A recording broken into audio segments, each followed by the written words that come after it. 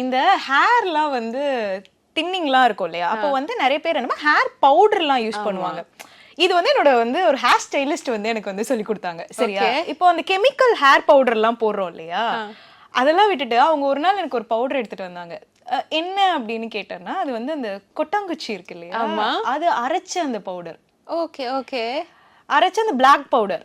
Okay, so அத வந்து இந்த ஃபில்லிங்க்கெல்லாம் யூஸ் பண்ணும்போது அது நம்ம தலையிலே இருந்தாலும் பிரச்சனையே கிடையாது. கோகனட் தானே, கோகனட் தானே. சோ அதோட நான் வந்து வீட்டுக்கு வந்து ஒரு ஆயில் வச்சு மசாஜ் பண்ணிட்டு குளிச்சனால ஹேர் கொஞ்சம் நல்ல ஒரு growth தெரியற மாதிரி எனக்கு ஒரு ஃபீலிங். அந்த ஒரு கெமிக்கல் பார்ட் அவாய்ட் பண்றதுக்கு இது யூஸ் பண்ணலாம் அப்படின்றது. ஓகே, அது நல்லா சுட்டு ஆமா, அவங்க வீட்லயே பண்ணி எனக்கு ஒரு இது கொடுத்தாங்க. அதே மாதிரி இப்ப கூட அந்த கருவேப்பிலை எல்லாம் வச்சு ஏதோ ஒரு பவுடர் மாதிரி, அதுவுமே அந்த ஹேர் பவுடர் தான். Okay okay.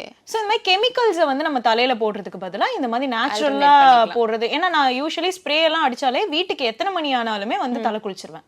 ஸ்ப்ரே மூஸ் இதெல்லாமே நான் அவாய்ட் பண்ற ஒரு விஷயம். நான் எப்பவுமே மிஸ்டர் கோல்ட் கடலை எண்ணெய் தான் வாங்குறேன். ஏன் தெரியுமா? சாதாரண ஆயிலை விட சமையல் டேஸ்டாவும் இருக்கும், ஹெல்தியாவும் இருக்கும்.